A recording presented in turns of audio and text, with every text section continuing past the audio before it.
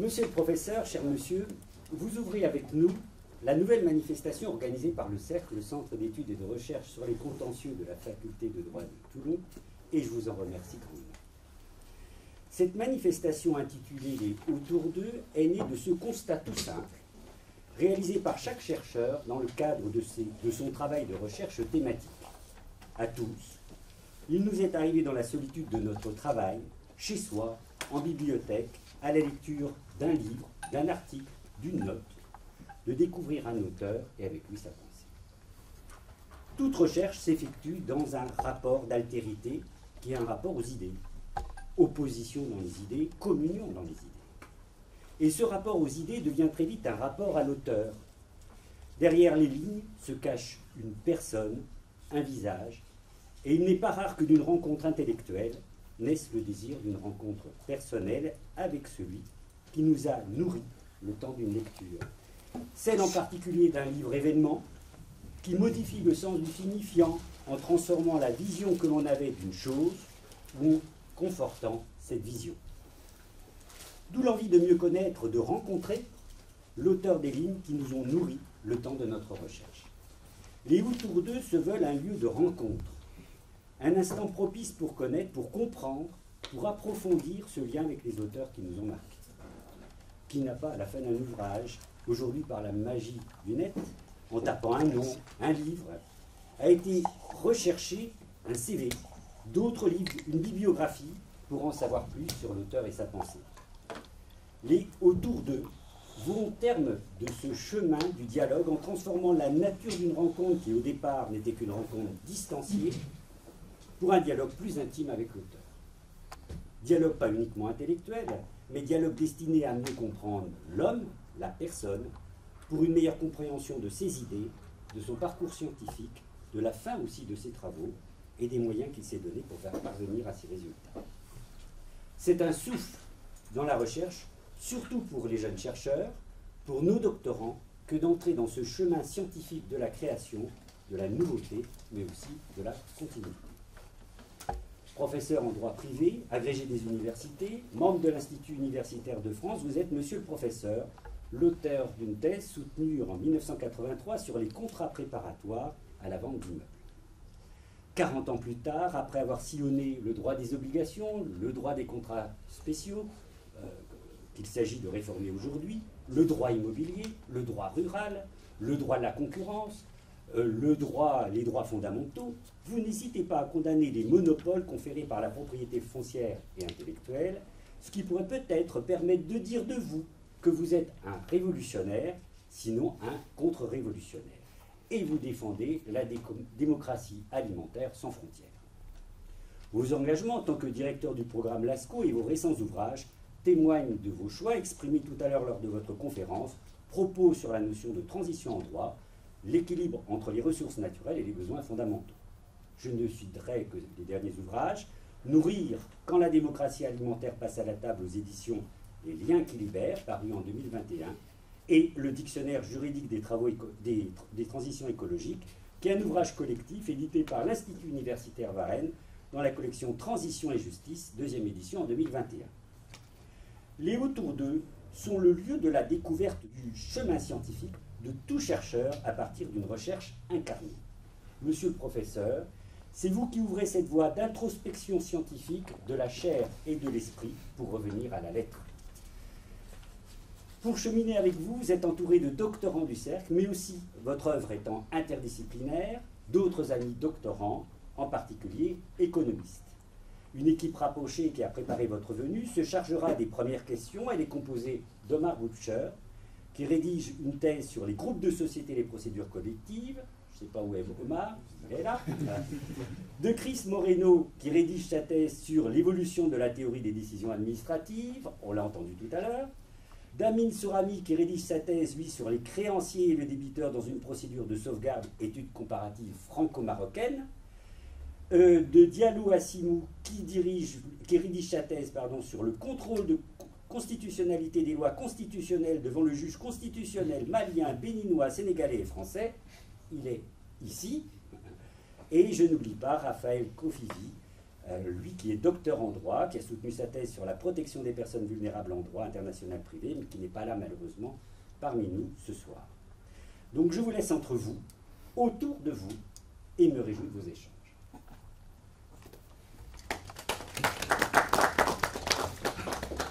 Je crois qu'on va laisser la parole à Christ. Bien.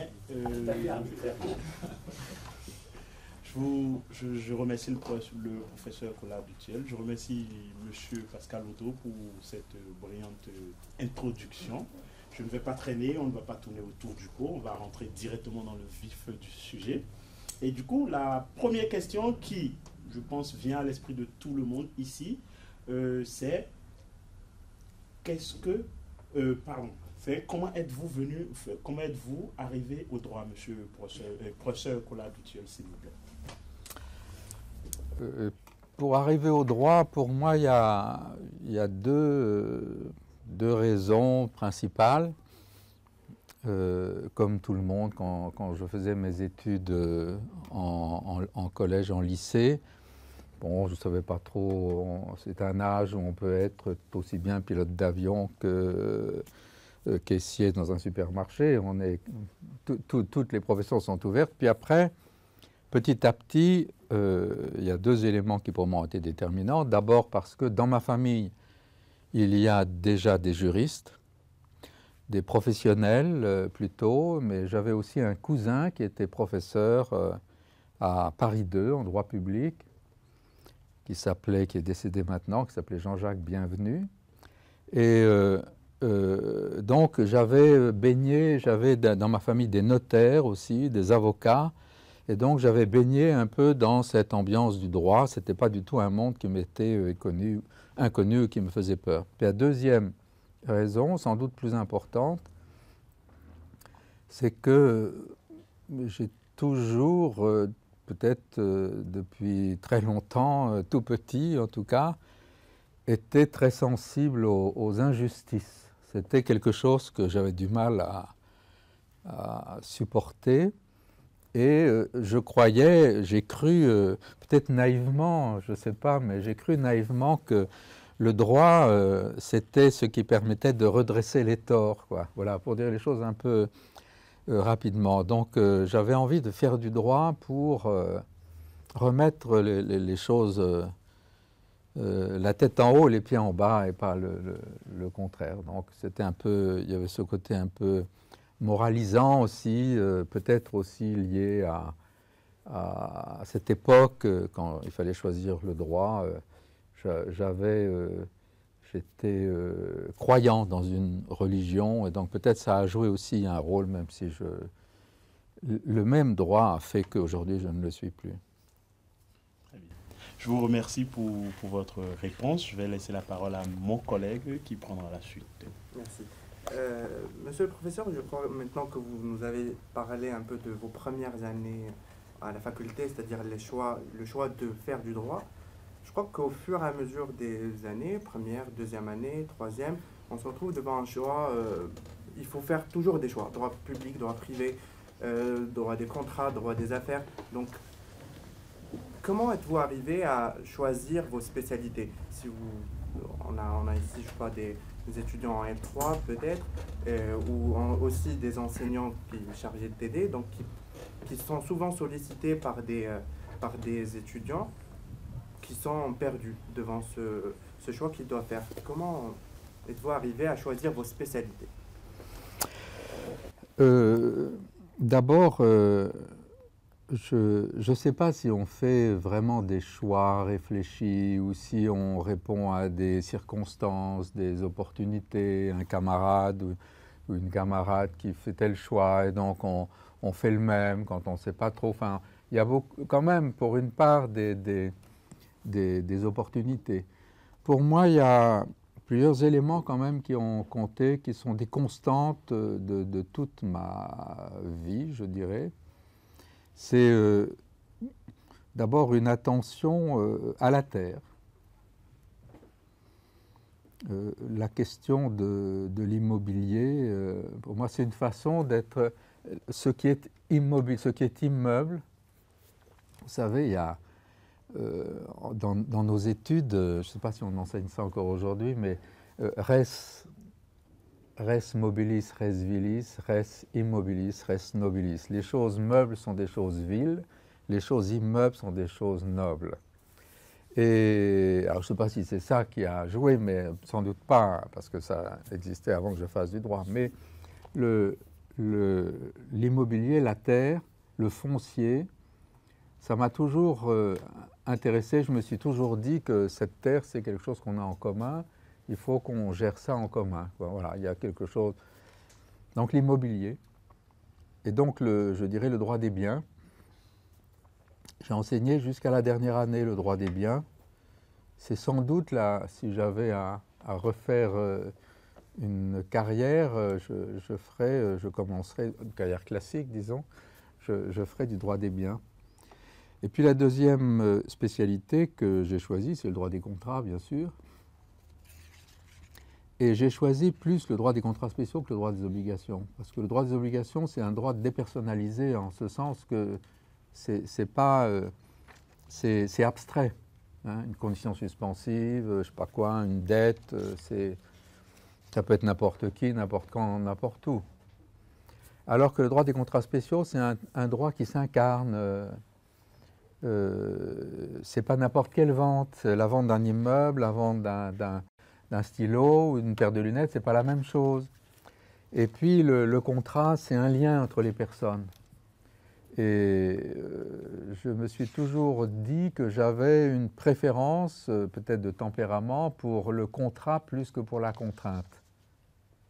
Et pour moi, entre le droit privé et le droit public, il y a plus de contrats dans le droit privé, plus de contraintes dans le droit public, parce que le droit public, c'est la loi, et la loi, c'est voilà, ce qui s'impose. Alors que le contrat, c'est ce que je choisis. Alors, je sais bien que ce n'est pas exact, hein, mais quand on a 18 ans ou 19 ans, on voit les choses d'une manière plus souple, plus naïve aussi, et même fausse. Parce qu'il y a beaucoup de contrats en droit public, comme chacun le sait, et pas mal de contraintes en droit privé, y compris en droit des contrats. Donc c'est tout faux, en quelque sorte. Mais il y a quand même quelque chose de l'ordre du lien entre les personnes. Et ce qui m'a toujours vraiment intéressé dans le contrat, c'est cette espèce de contradiction, ce paradoxe dans le fait que les contractants peuvent avoir des intérêts opposés, mais ils ne font qu'un seul contrat, c'est-à-dire que quand même ils recherchent un objectif commun à partir d'intérêts qui peuvent être opposés. Et j'ai toujours pensé que c'était un bon chemin de réflexion sur ce qu'est une construction sociale, positive, quoi. Voilà, donc le contrat, c'est un instrument qui m'interloquait, qui m'intéressait pour ça. Monsieur le professeur, j'ai une question. Votre rayonnement scientifique au sein de l'université est très remarquable. Pourriez-vous nous dire quels ont été vos maîtres et quels sont vos meilleurs souvenirs en tant qu'enseignant? Les maîtres, je ne sais pas si j'ai eu des maîtres, j'ai eu des professeurs à qui j'ai fait confiance. Maître, c'est un mot qui me gêne un peu, mais je comprends bien l'idée. Peut-être le premier d'entre eux, le premier des professeurs qui m'a marqué, c'est en première année de droit. Quand je suis arrivé en première année de droit, tout le monde me disait, voilà, il faut choisir entre Carbonnier et Mazot. Voilà. Il y a les ouvrages de Carbonnier et les ouvrages des frères Mazot. Mazot, c'est la morale, tout ça, la faute, le péché, tout ça. Alors que Carbonnier, c'est la sociologie, c'est le rapport de force, c'est l'humain, enfin, je veux dire, l'humain aussi du côté Mazot, mais vous voyez, il y a ce choix-là. Et d'emblée, moi, j'ai choisi Carbonnier. Et Carbonnier m'a intéressé parce que je trouvais que construire la société sur la faute, sur la morale, j'ai jamais aimé la morale. C'est pour ça que, même encore aujourd'hui, j'ai des problèmes avec l'éthique. Jamais aimé la morale parce que la morale, elle n'est pas commune. Elle est propre à chacun, et il y a trop de situations dans lesquelles chacun cherche à imposer sa morale aux autres, alors que la loi, elle est au milieu, elle est commune. Voilà, peut-être elle n'est pas parfaite, mais on a ça en commun, la loi, pas la morale.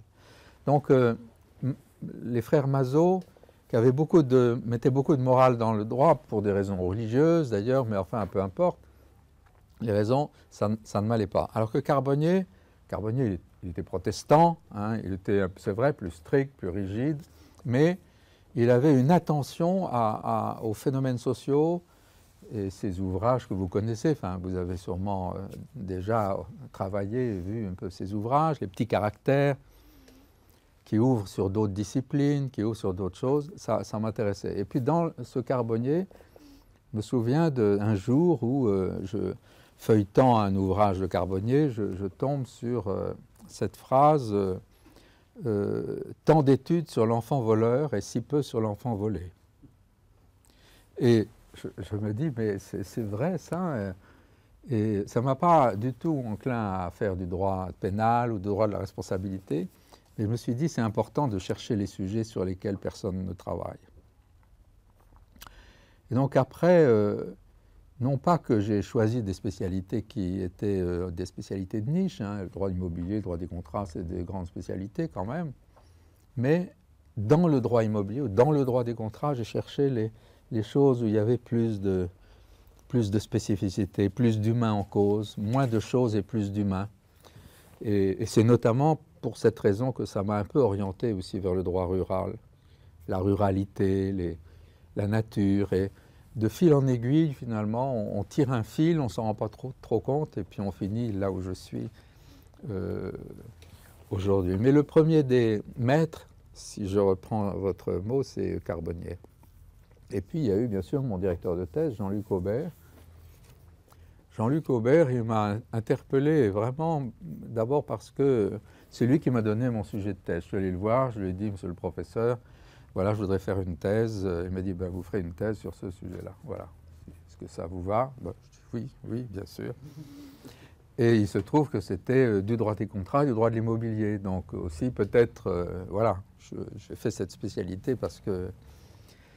Et Jean-Luc Aubert m'a dit, vous savez, vous faites une thèse avec moi. Moi-même, j'ai fait une thèse avec Jacques Flour. Et je vous engage à lire les mélanges Jacques Flour, parce que quand vous faites une thèse avec quelqu'un, vous rentrez dans une sorte de filiation. Et alors c'est quand on a quel âge on a 22 ans, quand on, en gros, 22, 23 ans. Alors tout d'un coup, je ne connaissais pas Jacques Flour du tout.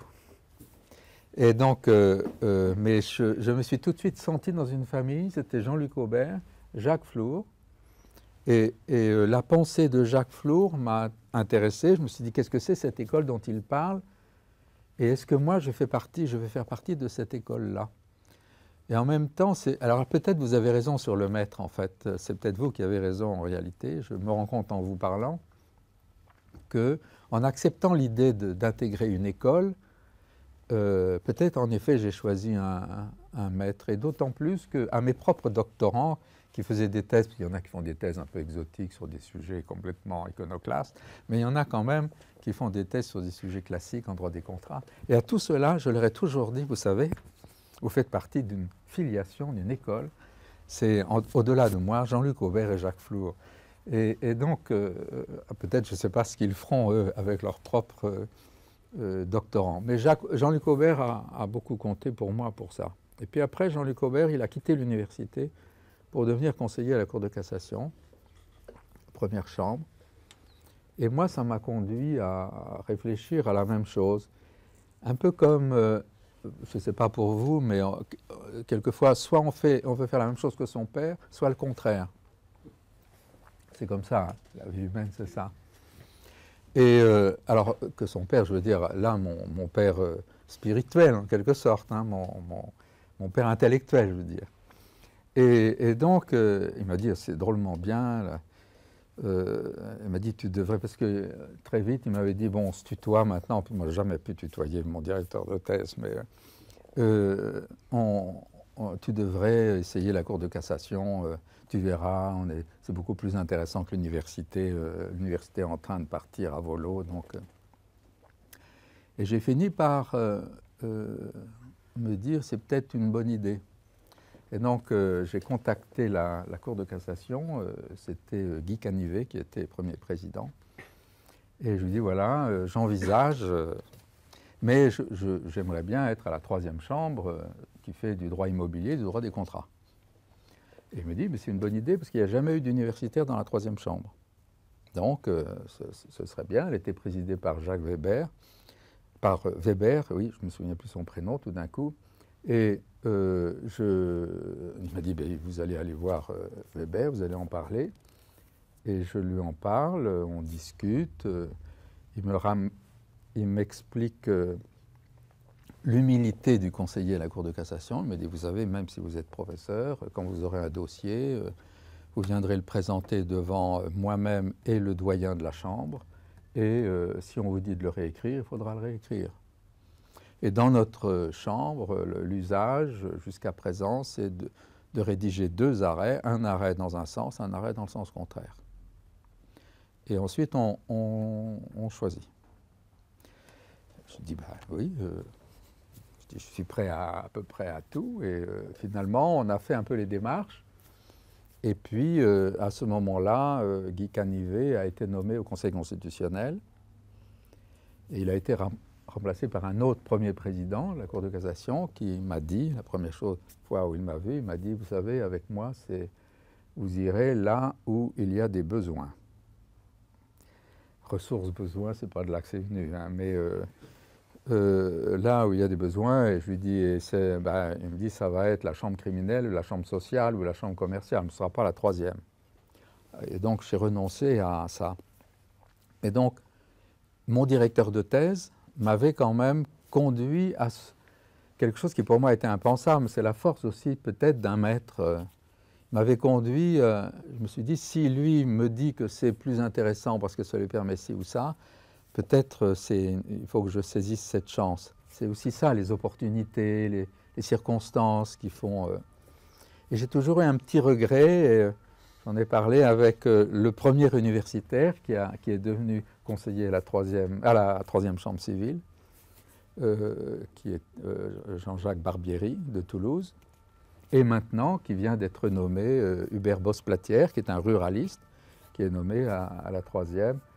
Et ça me donne toujours alors j'ai plus l'âge de ça, mais ça me donne toujours un petit regret de ne pas avoir pu faire ça. Je pense que j'aurais fait ça, et si j'avais fait ça, j'aurais jamais entendu parler du droit agroalimentaire, c'est vrai. Vous voyez à quoi tiennent les choses.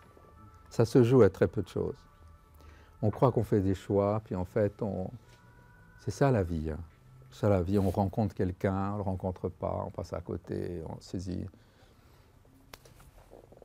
Alors c'est les deux, oui, je ne sais pas si... alors évidemment, le troisième, ce n'est pas un maître, c'est on n'est même pas... Il me disait, on n'est pas amis, on est frères, il me disait. Et quand il est mort maintenant, il s'appelait Louis Lorvelec, c'était un spécialiste du droit rural, qui venait du droit civil, il a fait sa thèse en droit des contrats aussi, à Rennes. Et il m'a dit, je suis assis sur la branche verte du droit civil. Donc c'était le droit rural. Et puis du droit rural, il est passé au droit de l'alimentation. Et il est décédé en 2001. Et en 2001, avant d'être malade, il s'était engagé à faire quelque chose pour le président de l'INRA et à faire quelque chose dans une instance que personne ne connaît, mais qui est très importante, qui s'appelle le Conseil national de l'alimentation. Il y avait eu l'affaire de la vache folle. Alors, je sais pas, vous n'étiez pas né peut-être, mais si. C'est il y a longtemps pour vous, mais je ne sais plus exactement, mais et à l'affaire de la vache folle, et à la suite de l'affaire de la vache folle, le droit européen a été complètement mis au rebut, à 100%. Et on a créé de toutes pièces un droit institutionnel, un droit processuel, un droit substantiel, qui sont les trois grandes composantes du droit, spécifiques pour l'alimentation. C'était une révolution complète des pratiques, de la pensée, des comportements, des attentes, de tout, et des objectifs.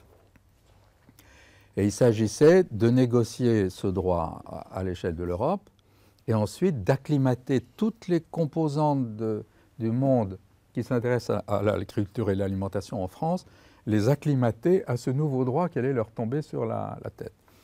Et c'est le Conseil national de l'alimentation qui était chargé de ça, parce que le Conseil national de l'alimentation, c'est une assemblée de 50-60 personnes qui sont une sorte de parlement de l'alimentation. Et vous trouvez là-dedans des représentants de tout. Tout ce qui implique, depuis les banques alimentaires, les agriculteurs, les commerçants, les charcutiers, les ceci, les cela, les industriels, tout le monde est là, les administrations, tout le monde est là. Et donc lui devait faire ça, et puis il ne pouvait plus, il m'a dit, est-ce que tu veux bien le faire à ma place? Alors moi je ne connaissais rien au droit de l'alimentation, rien. Et bon, il était très mal, et j'ai accepté de faire ça. Et donc je suis allé au Conseil national de l'alimentation, dont je ne connaissais pas l'existence 10 minutes avant, et où il fallait que j'acclimate la France à des textes dont je n'avais jamais entendu parler. Et ça m'a un peu fait peur. Et puis, je me souviens de... Alors, je regarde les projets de texte, tout ça. Bon, premier texte, les principes, tout ça. Alors, j'explique la première réunion avec tout le beau monde, là. Je dis, ben voilà, dans ce texte, il y a 3 catégories de règles.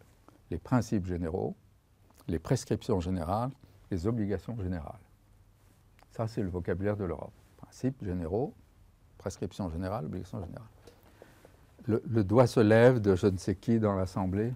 Est-ce que vous pourriez d'abord nous dire ce que c'est qu'un principe?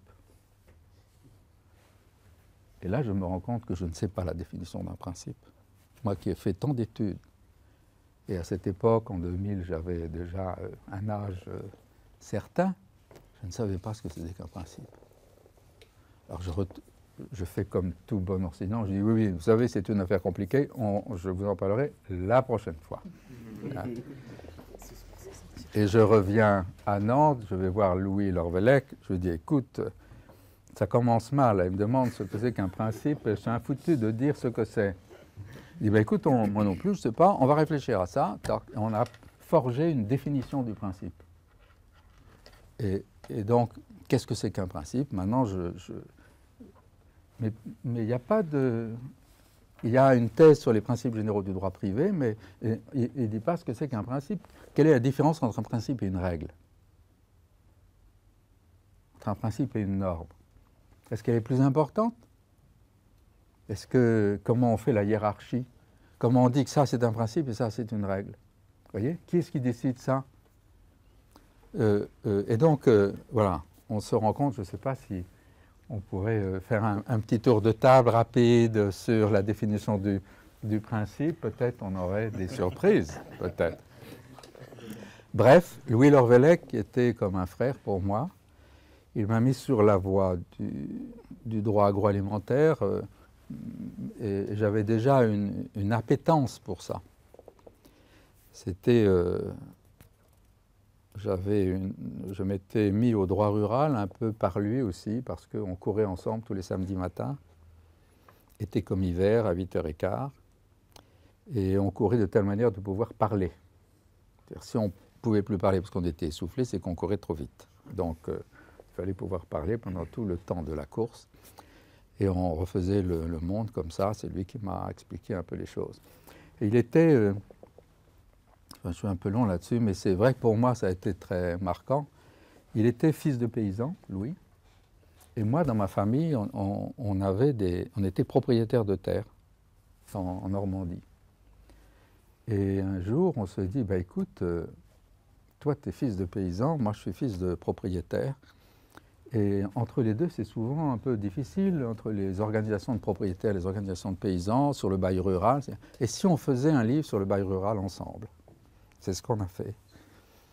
Et donc, c'est rigolo, parce en courant le samedi matin, alors on refaisait le statut du fermage. Je dis, non, tu ne vas pas écrire ça quand même.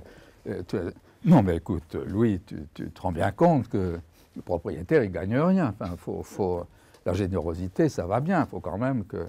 Oui, mais... Voilà.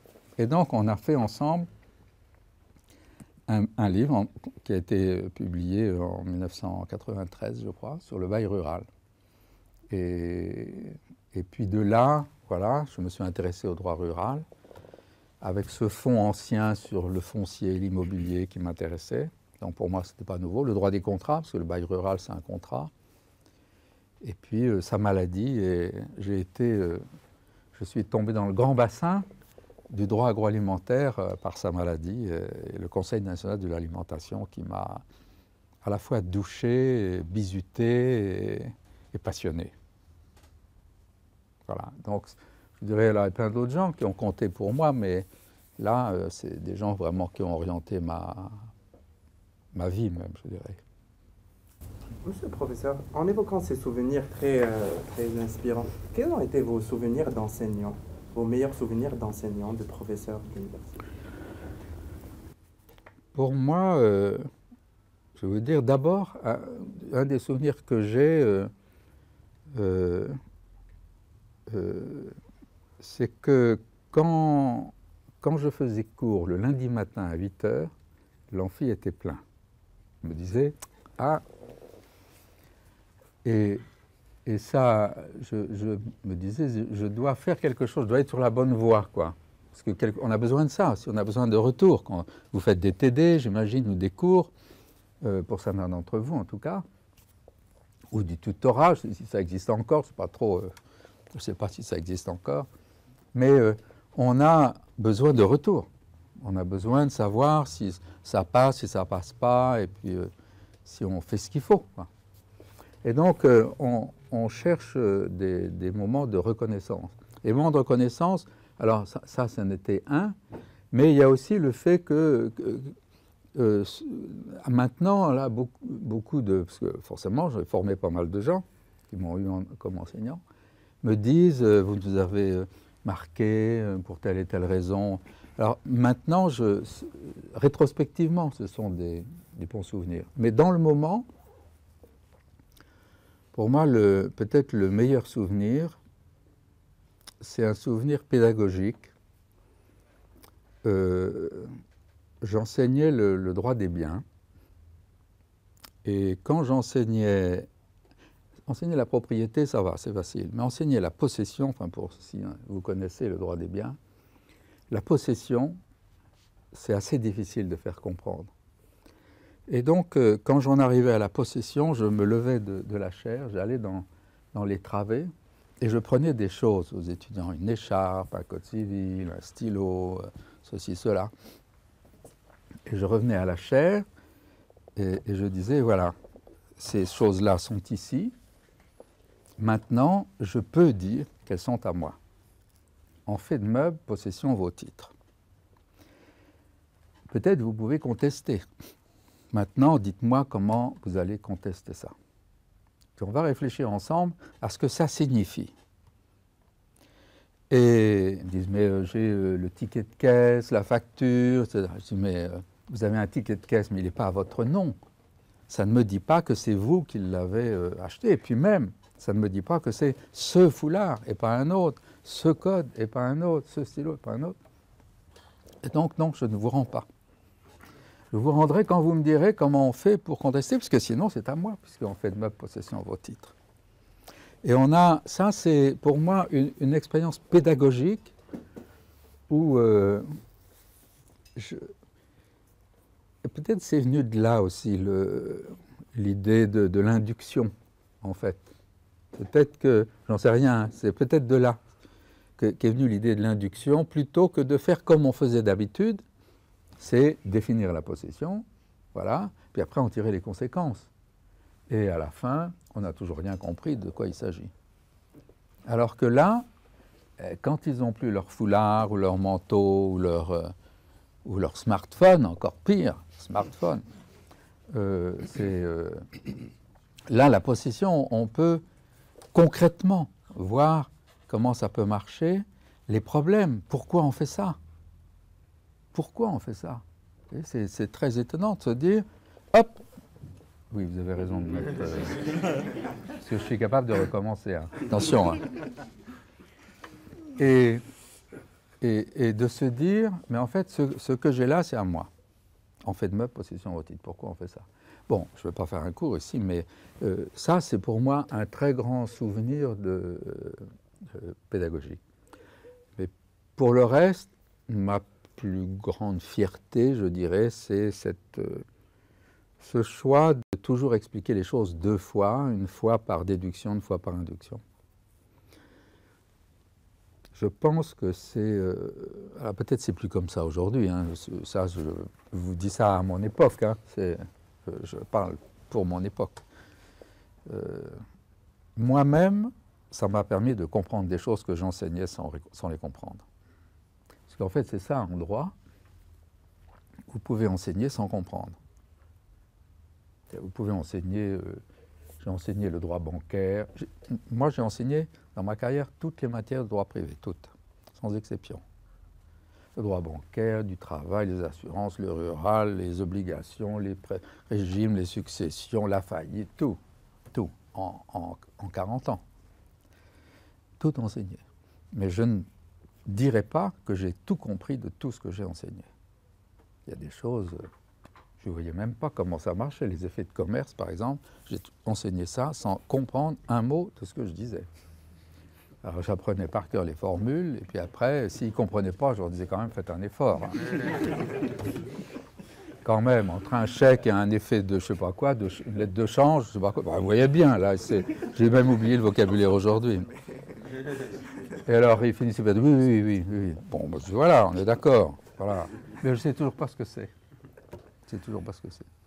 Et donc, je suis content d'avoir appris quelque chose qui est... parce que ça me sert dans la vie de tous les jours.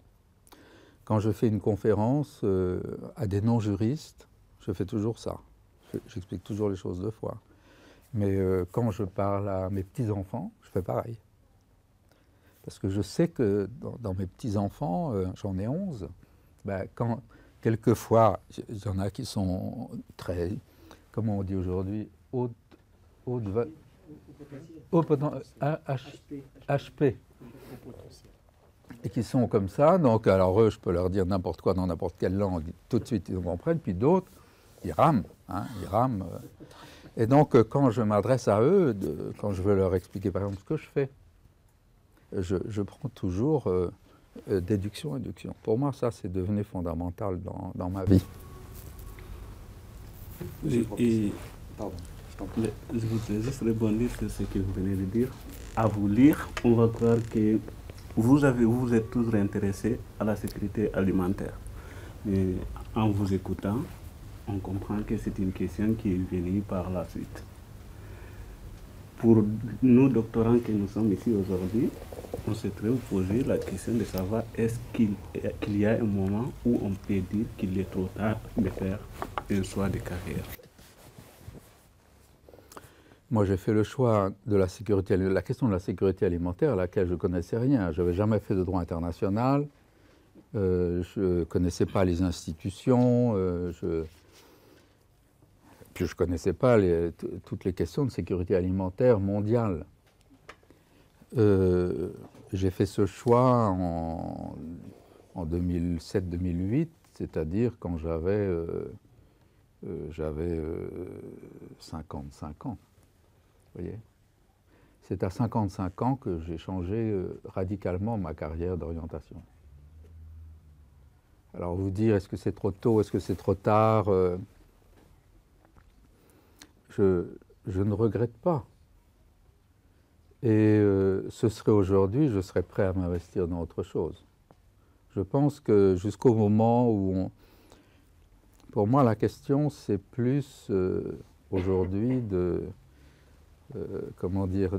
savoir m'arrêter avant qu'on me le demande. Parce que quand on devient vieux, la question, c'est ça, c'est s'arrêter avant qu'on me...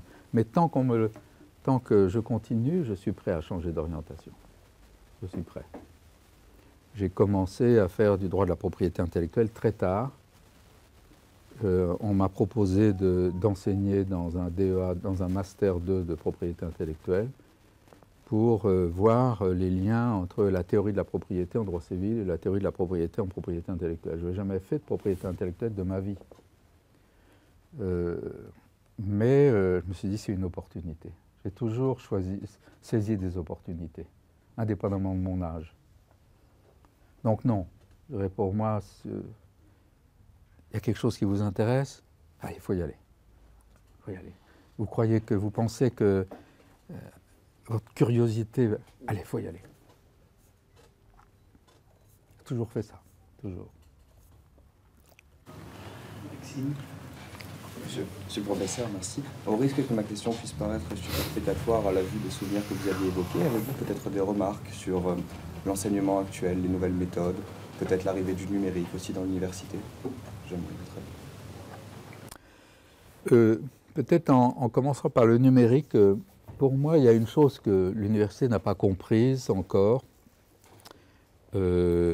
C'est en quoi le numérique devrait changer radicalement la façon de concevoir l'enseignement et les contrôles. Je me souviens, moi, dans ma carrière, un examen, par exemple, c'est dans une salle bouclée, en quelque sorte, avec des étudiants qui sont à 2 mètres les uns des autres, pas le droit à avoir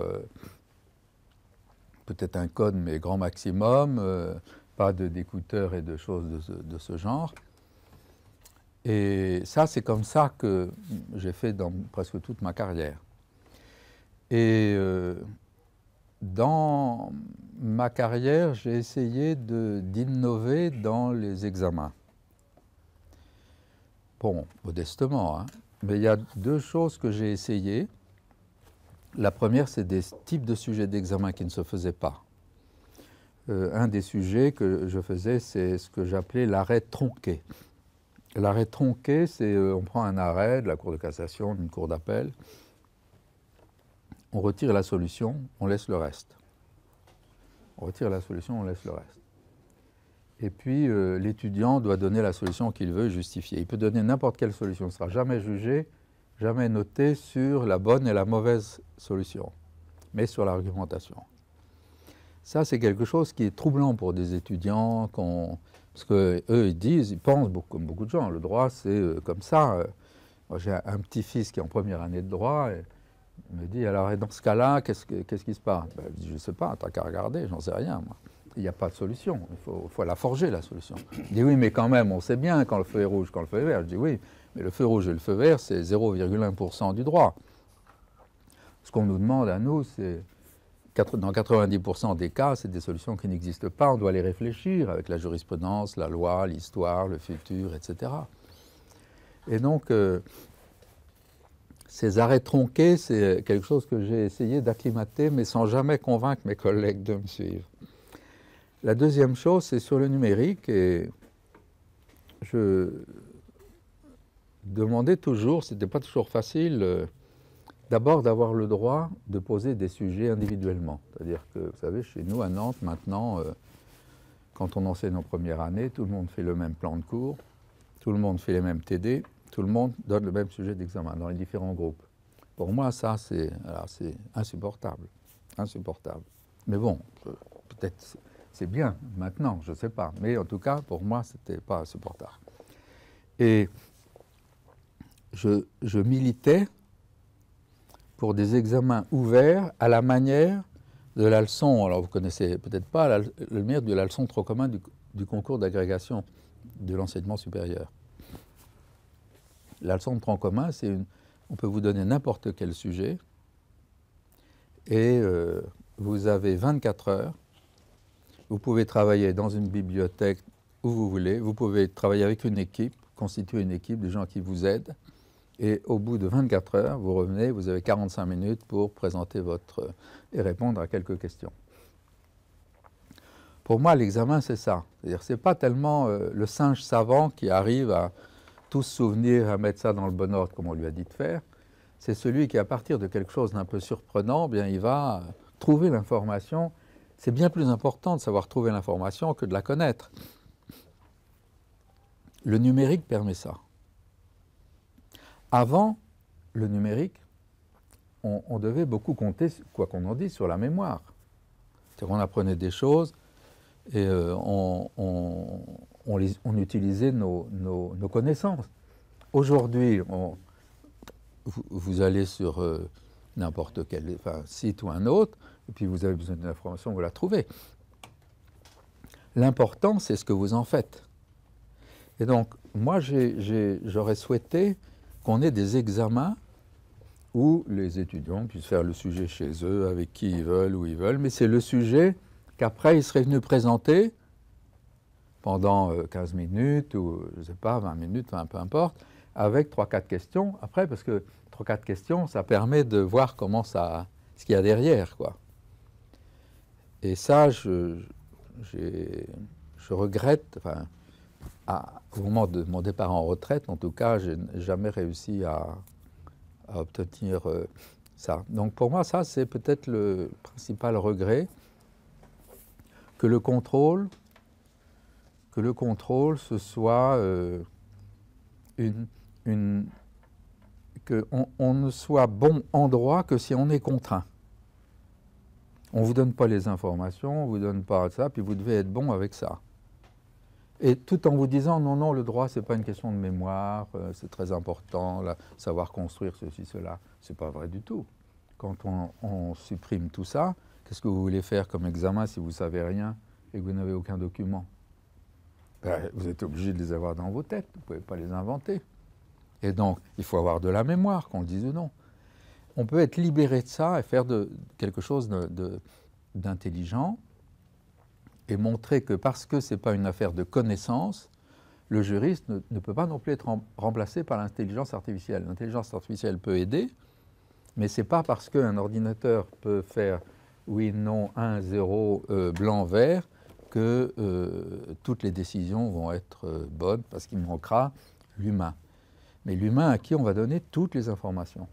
Donc vous imaginez un étudiant, vous lui donnez toutes les informations et il vous produit quelque chose, avec les règles de droit. Mais on ne l'interroge pas sur les règles, on l'interroge sur ce qu'il sait faire des règles. Vous voyez ? Comment inventer des examens qui... Ça, c'est ma grande frustration. Alors, je ne sais pas où ça en est aujourd'hui, mais je trouve que le numérique, à part des ordinateurs dans les salles de cours, mais tant qu'on ne voit pas les ordinateurs dans les salles d'examen, je pense qu'il y a une évolution qui n'est pas faite. Ça me rappelle un examen avec M. Oudot. Il m'avait marqué d'ailleurs. C'était un examen en responsabilité en Master 2. On était tombé sur une question de responsabilité sur une infection nosocomiale. Sans support, sans rien, c'était impossible de pouvoir faire l'examen, parce que les 3/4 des élèves ne savaient même pas ce que voulait dire une infection nosocomiale. Mais la question, c'est pas de savoir, en termes de droit de la santé, ce que voulait dire cette notion, c'est surtout de savoir, en termes de responsabilité, qu'est-ce que le sujet pouvait apporter. Et du coup, avec toutes les ressources numériques qu'on avait à notre portée, plus les ressources de cours, on a pu faire l'examen sans problème. Et au niveau pédagogique, en tout cas, la majorité des élèves étaient satisfaits parce qu'on a pu vraiment passer un examen qui était marquant. Enfin, en tout cas, pour ma part, c'est un examen que j'ai passé il y a du coup 3 ans, 4 ans. Et je m'en rappelle encore parce que c'était la seule fois où du coup, on avait vraiment le droit à tous ces supports et qui nous a permis vraiment de pousser le sujet plus loin que nos connaissances. Ça, c'est excellent, mais je trouve qu'on devrait faire, enfin moi, c'est plus mon affaire, mais on devrait faire un colloque là-dessus. Un colloque sur l'enseignement, les méthodes, les sujets, le contrôle. Qu'est-ce qu'on attend d'un étudiant? Je trouve ça... On appelle avec des noms neufs, finalement, des pratiques que vous faisiez dans l'enseignement. Quand vous faites faire les choses par votre étudiant, on appelle ça la pédagogie inversée.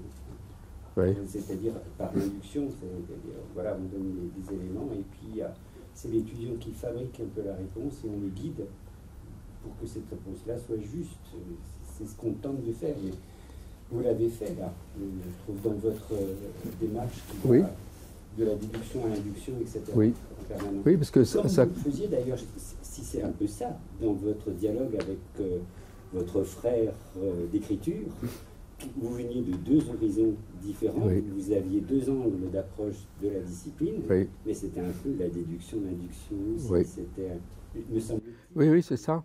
Parce que pour moi, c'est là, par exemple, quand le développement durable, pour moi, c'est un concept quasi vide, quoi, le développement durable, alors que ça devrait être plein. Mais c'est vide parce que c'est du vocabulaire sans la grammaire. Et pour moi, le droit, c'est du vocabulaire, la grammaire, ça, on doit avoir ça en commun, le vocabulaire et la grammaire, pour se comprendre. Mais après, la littérature, non. La littérature, c'est la grande liberté. Liberté sur les territoires, mais liberté aussi des personnes. Mais le vocabulaire et la grammaire, on doit avoir ça en commun. Le développement durable, c'est du vocabulaire sans la grammaire. Et quand il n'y a pas de grammaire, le résultat, c'est que le pilier numéro 1, c'est le pilier du développement économique.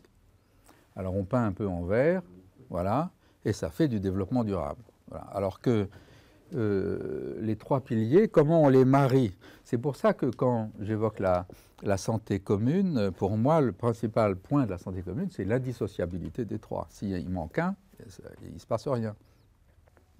Le développement durable, il manque la grammaire.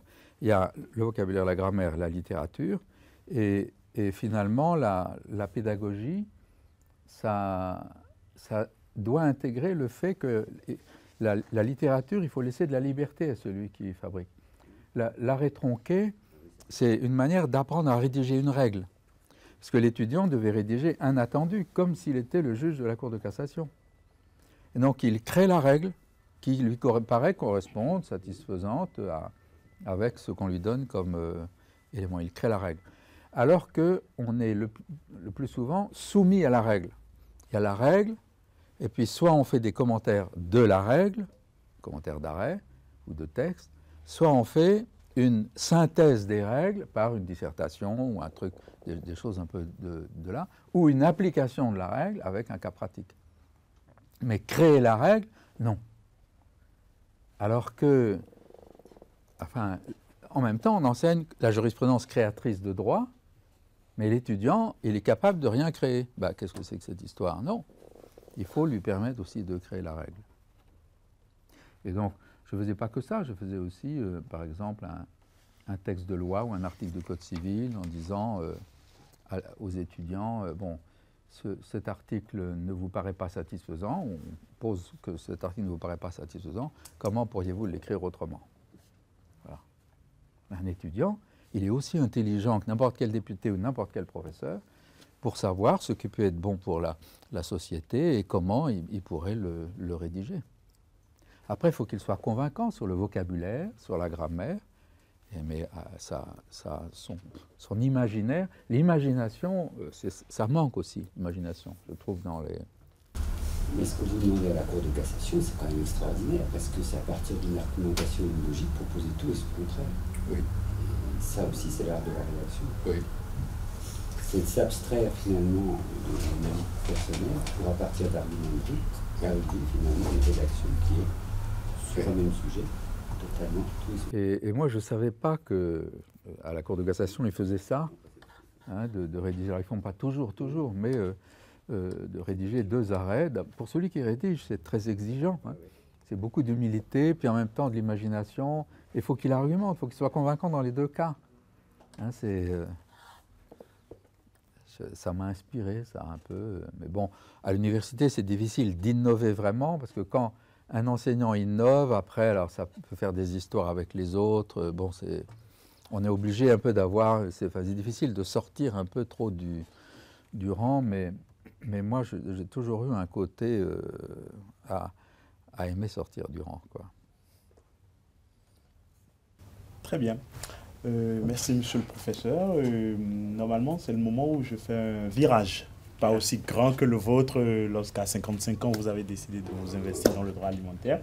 Mais avant ce petit virage, je vais laisser peut-être la parole aux collègues.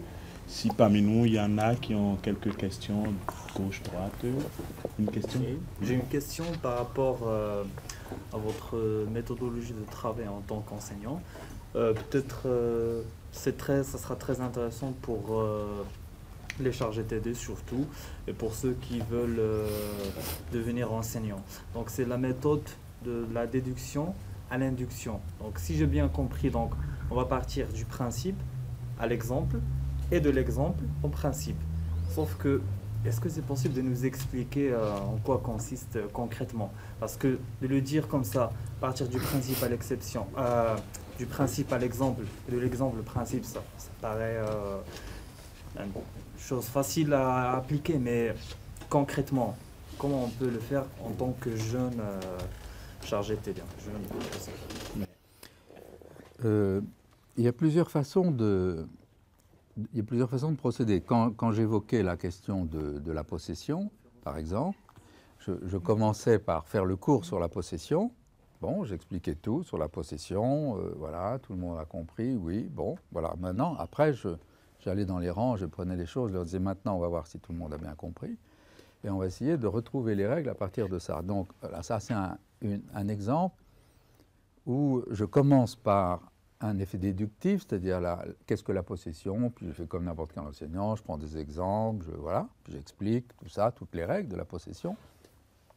L'usucapion abrégé, tout le petit bazar, tout le petit monde de la possession. Puis après, je faisais ça c'était la même chose, mais en partant Une autre façon de procéder, c'était faisant cours, sur, je sais pas, la responsabilité du fait des produits défectueux ou sur l'obligation de sécurité dans le contrat, par exemple, l'obligation de sécurité dans le contrat. Donc je fais un cours normal, si je puis dire. Qu'est-ce que c'est qu'une obligation de sécurité, je ne sais pas quoi, le principe de précaution, je ne sais plus exactement ce que je disais, mais enfin bon, je fais le cours là-dessus, par exemple dans le contrat de vente. Après, je m'adressais aux étudiants, je dis maintenant, donnez-moi un exemple d'hypothèse comme ça. Et puis, à partir de l'exemple donné par les étudiants, je dis maintenant, on va voir et on va remonter. Mais à partir d'un exemple que les étudiants choisissaient comme étant, ils pouvaient se l'approprier parce que, alors ça pouvait être n'importe quoi, ça pouvait être, je me souviens une fois un étudiant, je me suis brûlé les doigts en prenant mon gobelet à la machine à café parce que la température était mal réglée. Il me dit alors, vous nous expliquez l'obligation de sécurité, mais là, c'est quoi ça? Alors je dis bon, on va raisonner, voilà. Quel est le contrat à la machine à café? Quel est le contrat? C'est un contrat de quoi? C'est un contrat de service? C'est un contrat de vente? Le gobelet, ça fait partie du contrat ou... Parce que le gobelet, il est, enfin je ne sais pas chez vous, mais chez nous, il est consigné. Hein, on le rend, on reçoit, je ne sais plus si c'est 1 centime ou 2 centimes. Enfin bon, c'est des choses, c'est peut-être plus comme ça maintenant, hein, mais c'est comme ça. Et alors quel est le contrat? Et dans ce contrat, qu'est-ce qu'il y a comme obligation? Voilà. Et est-ce qu'on a quelque chose de l'ordre de la sécurité? Est-ce que la sécurité, c'est la sécurité du contenu du contrat, c'est-à-dire que le café, il est comme ci, comme ça? Ou est-ce que, parce que peut-être, c'est l'installateur de la machine qui a fait un problème là. Et puis, voilà, il me donne cet exemple, et puis à partir de cet exemple, on reparle de l'obligation de sécurité. On va vers plusieurs contrats, vers la vente de café, vers le contrat d'installation, qui est un contrat entre l'université et l'installateur. Donc peut-être qu'il faut agir contre l'université si c'est un problème de sécurité lié au fonctionnement de la machine. Enfin, vous voyez, ce genre de choses. Et les étudiants jouent ce jeu parce que dans leur vie, par exemple, je me souviens une fois, je leur dis, bon, on va commencer le cours, c'était l'introduction au droit des contrats. Premier cours de droit des contrats spéciaux. C'est un contrat, tout ça, les contrats spéciaux, les contrats très spéciaux, bon, toutes les petites choses qu'on raconte dans une introduction un peu large. Je veux dire, maintenant, avant de commencer le cours, vous allez prendre chacun une feuille et vous allez noter sur la journée d'hier, entre le moment où vous vous levez et le moment où vous vous couchez, tous les contrats que vous avez contractés, conclus. Alors, bon, vous vous levez, vous êtes où? Vous êtes locataire, vous êtes chez vos parents, vous êtes chez vous, vous êtes là où vous ne devriez pas être, vous êtes chez quelqu'un. Bon, alors si vous êtes chez quelqu'un, c'est un contrat de quoi? Si vous êtes locataire, c'est un contrat de quoi? Si vous êtes chez vos parents, c'est... Bon, vous vous levez, et puis vous avez pris le bus, etc. Et la machine à café, vous avez fait la machine à café. Et puis nous, on fait des choses ensemble, là, c'est un contrat, là? C'est pas un contrat? Ce qu'on fait, là? Vous êtes d'accord pour être là? Moi aussi? C'est un contrat? Non? Tous les contrats. Et vous voyez le monde des contrats? Alors dedans, le Code civil, il a choisi, lui, d'isoler des qualifications, de dire ça c'est un contrat de vente, ça c'est un contrat de bail, ça. Mais quand on veut faire des contrats entre les contrats, là on ne sait plus ce que c'est. Les contrats spéciaux, voilà, bon, enfin, je ne vais pas vous faire le cours, mais... Et donc, à partir de leur expérience d'une journée, on faisait une deuxième introduction au droit des contrats spéciaux à partir de leur expérience.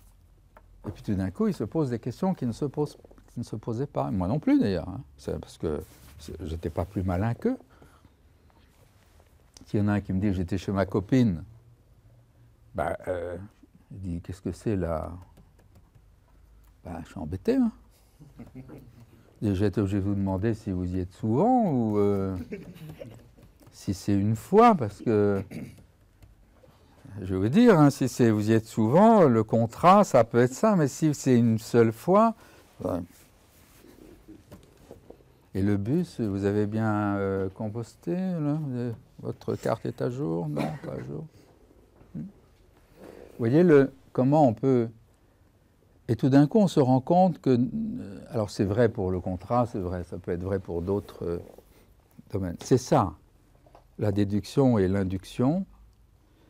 Et bon, dans la conférence, c'est moi-même qui prends les exemples parce que je ne peux pas à la fois, là en même temps, demander à tout le monde est-ce que vous auriez...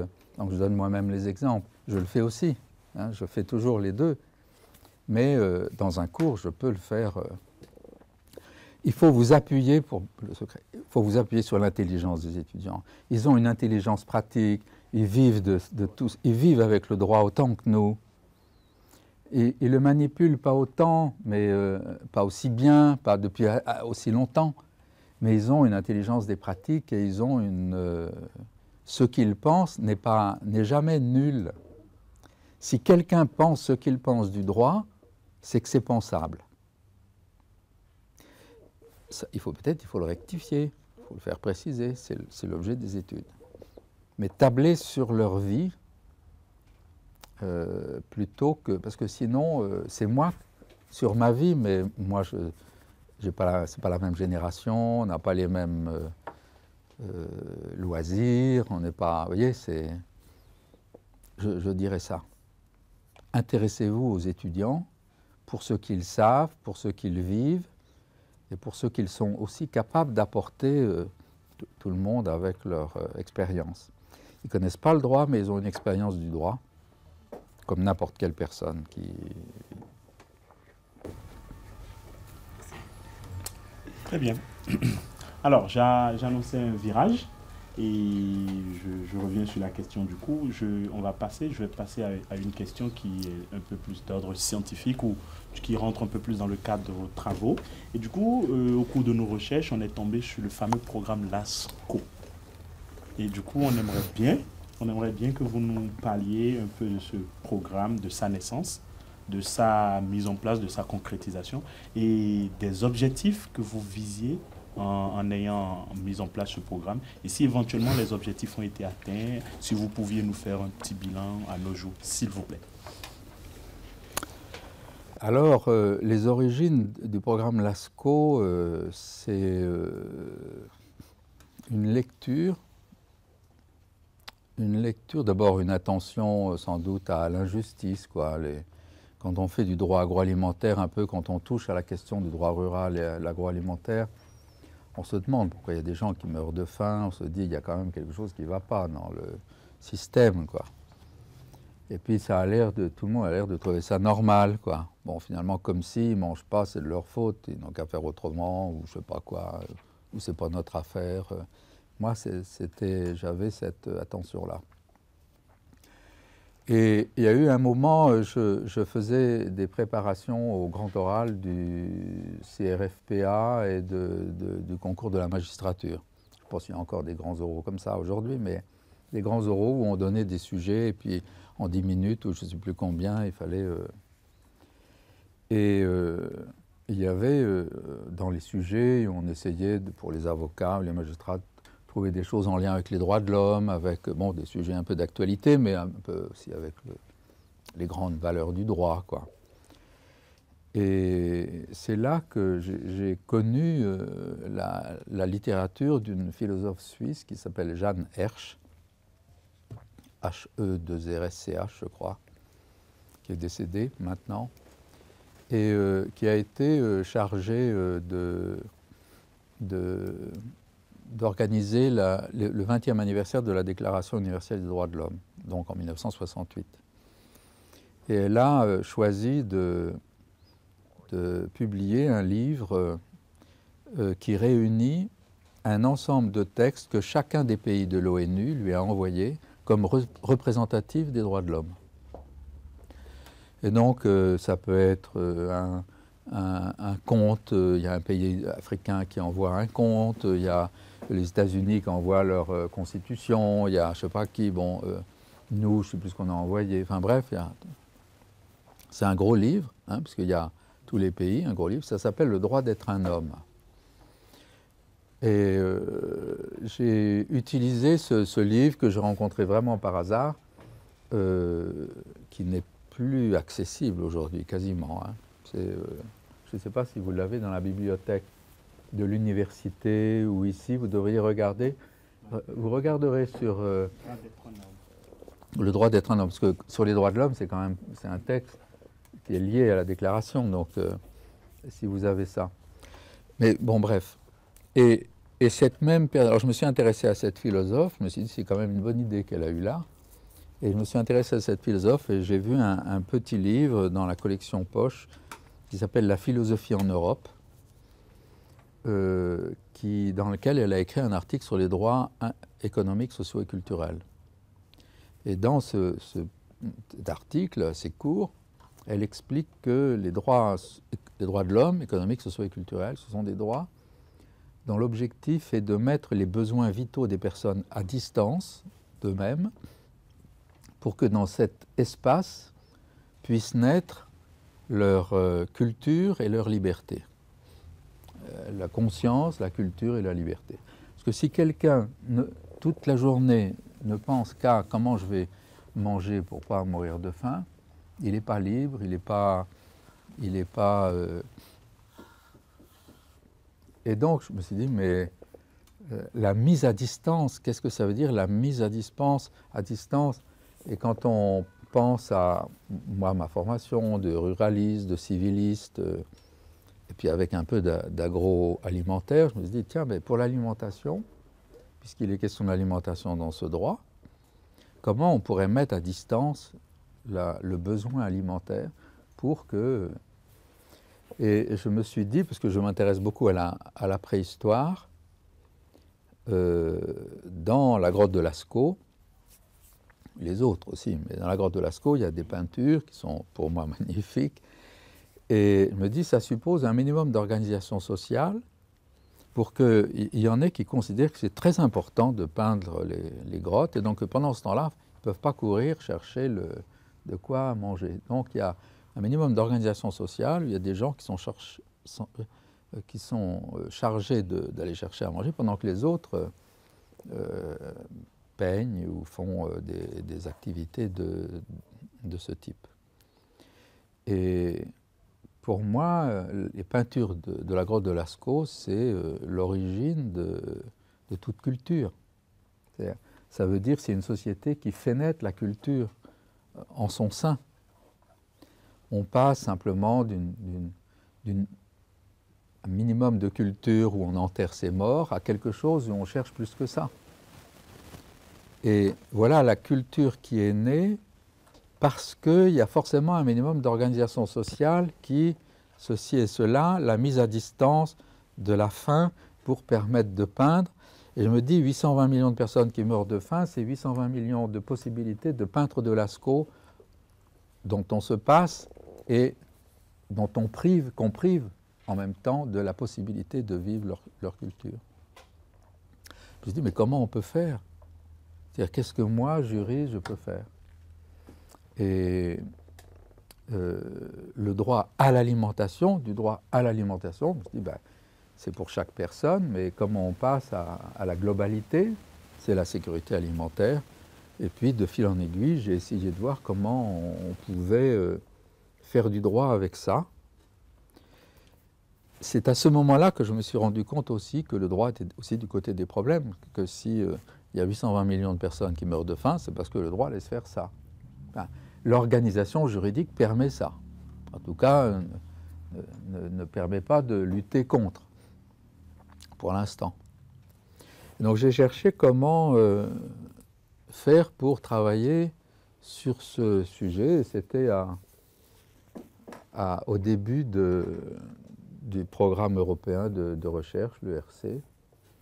Et en même temps, c'était dans les débuts aussi de l'Institut universitaire de France. Je me suis dit, il faut que je trouve un moyen de pouvoir, pas m'isoler, mais bâtir quelque chose pour travailler sur ce sujet qui vraiment me prenait à cœur, quoi. J'avais vraiment envie de comprendre quelque chose. Je ne savais pas si c'était du droit, si j'allais faire autre chose que du droit. C'est très périlleux parce qu'il y a de l'économie, il y a des sciences naturelles, des sciences de la nutrition, de la médecine, du commerce, des affaires, de la spéculation, tout un tas de choses auxquelles je ne connaissais rien. Rien. C'était périlleux, mais je me dis, si personne ne s'y met, voilà. Et donc, j'ai cherché les moyens. Les moyens, il y avait l'ANR. Alors, j'ai fait un projet à l'ANR. L'ANR m'a répondu que non, vraiment, là, ça, non. Vous pouvez faire quelque chose sur l'exportation du blé aux États-Unis, et puis je ne sais pas quoi, mais pas des bêtises comme ça. Bon, ben, je dis, c'est... Il y avait l'Institut universitaire de France. Je n'ai jamais réussi, hein, l'Institut universitaire de France. Moi, je fais du droit des contrats, du droit de l'immobilier. Je leur propose un truc qui est bizarre. Ils ne vont jamais. Je suis allé voir un de mes collègues qui, lui, avait fait l'Institut universitaire de France, qui est Alain Suppiot. Et je lui ai dit, écoute, voilà, je voudrais faire quelque chose là-dessus, mais je ne sais pas trop comment m'y prendre, parce qu'il m'a expliqué comment on fait un dossier pour l'Institut universitaire de France. Donc j'ai fait ça, puis après je suis allé le montrer très sagement, lui disant, qu'est-ce que tu en penses? Il me dit, il faut que tu modifies ici, ça, tu fasses un calendrier, etc. J'ai fait ça, et puis j'ai été retenu. Puis je me suis retrouvé bien embêté, parce que retenu avec une chose que je ne maîtrisais absolument pas. Voilà. Et en même temps, il y avait la naissance du Conseil européen de la recherche. Je n'avais jamais eu de juriste là-dedans, c'était surtout des scientifiques des sciences dures, qui inventent des choses, des start-up, des choses, vous voyez, toutes ces choses-là. Mais le droit, non. Et comme j'avais un projet tout prêt, je me suis dit, bah, allons-y. Voilà, allons-y, c'est le début. Il y avait une conférence à Nantes de quelqu'un qui était descendu je ne sais où pour nous expliquer ce que c'était. Je me suis dit, bah, allons-y, on va bien voir. Puis là, ça a été quand même un long chemin de maturation. Et parce que c'est un dossier très très lourd, hein, le dossier de l'ERC. Et puis il fallait faire un budget, un calendrier sur 5 ans, dépenser c'était plusieurs millions, donc enfin, c'était de très très lourd. Et puis je me suis dit, ben essayons. Et puis voilà que j'ai eu ça aussi en même temps que l'Institut universitaire de France, enfin juste après, 1 an après, l'Institut universitaire de France. Mais c'est de la chance. C'est de la chance. Mais c'était d'autant plus embêtant que je ne connaissais rien au sujet. Je ne savais pas, enfin pour moi, gérer un budget de 2 millions, je ne savais pas du tout à quoi ça ressemblait. L'université non plus d'ailleurs. L'université m'a fait faire des bêtises parce qu'elle n'y connaissait rien de plus. Le personnel n'était absolument pas préparé pour ça. Rien n'était prêt pour ça, rien. Le logiciel, ça n'existait pas, ce n'était pas du tout comme voulait l'Europe. L'université ne voulait rien changer à son logiciel. Enfin, je n'ai eu que des soucis administratifs de toutes sortes pendant tout le temps. Et puis, je ne connaissais rien au sujet. C'était vraiment périlleux. Et petit à petit, on commence en faisant un peu semblant de connaître quelque chose. Et puis, petit à petit, on finit par connaître un peu quelque chose, par se forger une idée. Et ça a fait ressortir, c'est vrai, mon côté peut-être humaniste un peu. Audacieux, je dirais aussi. Oui. Oui. Il faut accepter les petites nuits, les nuits blanches, les soucis les soucis, les problèmes de langue aussi, parce que quand il faut aller présenter ça en espagnol, en anglais, bon, avec un niveau de l'école secondaire, quoi. Hein. Enfin, l'espagnol, je n'ai jamais fait l'espagnol à l'école, donc. Maintenant, je fais des conférences en espagnol, mais je n'ai jamais fait d'espagnol à l'école. Mais j'ai fait de l'anglais, en revanche, et j'ai beaucoup plus de mal en anglais qu'en espagnol, vous voyez, curieusement. Donc la question des langues, et puis qui est intéressé, quoi. C'est ça. C'est pas le tout d'avoir une idée, mais j'ai beaucoup de collègues qui ne voulaient pas toucher à ça. Ils voulaient pas toucher à ça.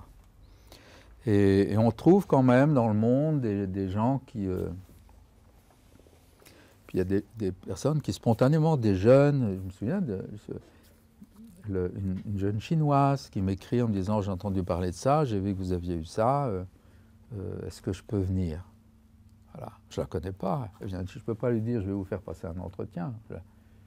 Ça n'a pas de sens. Elle dit, je suis l'assistante du doyen de telle faculté qui est celui qui a écrit une partie de la législation alimentaire en... Et donc, je lui ai dit, ben, je vous embauche. Je ne la connaissais pas. Je lui ai dit, venez, je vous embauche. Je ne la connaissais pas. Je l'ai vue pour la première fois un jour. J'étais frappé parce que c'était un 7 septembre. Je me souviens encore. Elle arrive, on va déjeuner. Elle parle anglais, évidemment, parce qu'elle ne parlait pas français du tout. Et puis moi, je me dis, mais qu'est-ce que j'ai fait là? Qu'est-ce que j'ai fait? Je ne la connais pas, on se comprend à peine. Et pendant 5 ans, elle va être là, et elle va faire du droit chinois. Je sais à peine où c'est la Chine. Et c'est vrai pour un Malien qui arrive, il écrit, il dit voilà, je veux faire de l'agroalimentaire.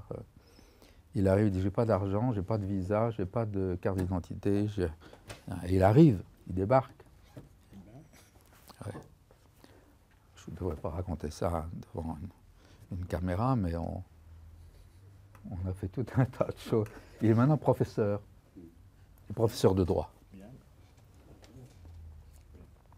Professeur de droit. Et je suis content de ça. Alors, il y a aussi un Canadien, il y a un Américain du Sud, il y a 2 Américains du Sud, il y a une Japonaise. Et donc, voilà, on a... Mais c'est venu comme ça, il faut oser. C'est pas quand vous serez vieux que vous oserez, il faut oser. Si vous voyez passer une opportunité, il faut la saisir.